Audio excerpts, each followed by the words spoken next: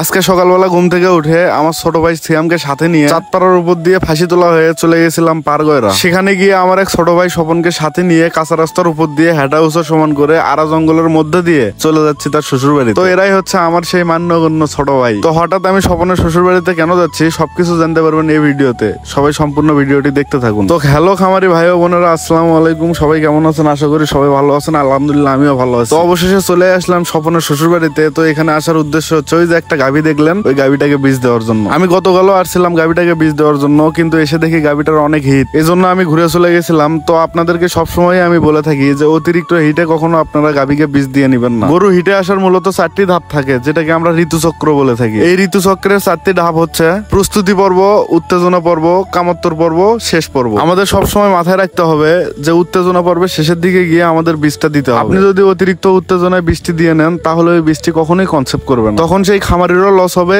এবং যে এআই কর্মী বীজ দিতে গেছে তারও একটা বদনাম। এজন্য এই বিষয়টি নিয়ে এআই কর্মী বলেন খামারি বলেন দুজনকেই সতর্ক থাকতে হবে। কালকে অতিরিক্ত হিট থাকায় আমি গরুটিকে বীজ দেইনি, কিন্তু খামারি আমার কাছ থেকে বীজ দিয়ে নিতে চাইছিল, তারপরও আমি দেইনি। তো এই বিষয়গুলো আমাদের এআই কর্মীর উচিত খামারিকে বোঝানো, কারণ তাকে বুঝাইলে হয়তো সে বুঝবে, কিন্তু আমরা যদি তার কথায় বীজ দিয়ে আসি তাহলে ওই বীজটি কখনোই কনসেপ্ট করবে। তো অবশেষে গাভীটিকে বীজ দিয়েই দিলাম। সবাই দোয়া করবেন গাভীটি যেন কনসেপ্ট করে। তো আবারও বলে নিচ্ছে, আমার ঠিকানা হচ্ছে গাইবান্ধা জেলার গোবিন্দগঞ্জ থানার কোচশহর ইউনিয়ন। তো আমার গোবিন্দগঞ্জ থানার আশেপাশে যেসব খামারি ভাইয়েরা আমার ভিডিও দেখেন, যে কোনো সমস্যার কারণে যে কোনো জরুরি প্রয়োজনে অবশ্যই স্ক্রিনে দেওয়া নাম্বারে আমার সাথে যোগাযোগ করবেন। তো ভিডিওটি এই পর্যন্ত। এই ভিডিওটি যদি আপনি ইউটিউব চ্যানেল থেকে দেখেন তাহলে ইউটিউব চ্যানেলটি সাবস্ক্রাইব করে দিবেন, আর পেজ থেকে দেখলে পেজটি অবশ্যই ফলো করে দিবেন। আর ভিডিওটি ভালো লাগলে অবশ্যই লাইক কমেন্ট শেয়ার করে দিবেন। আসসালামু আলাইকুম।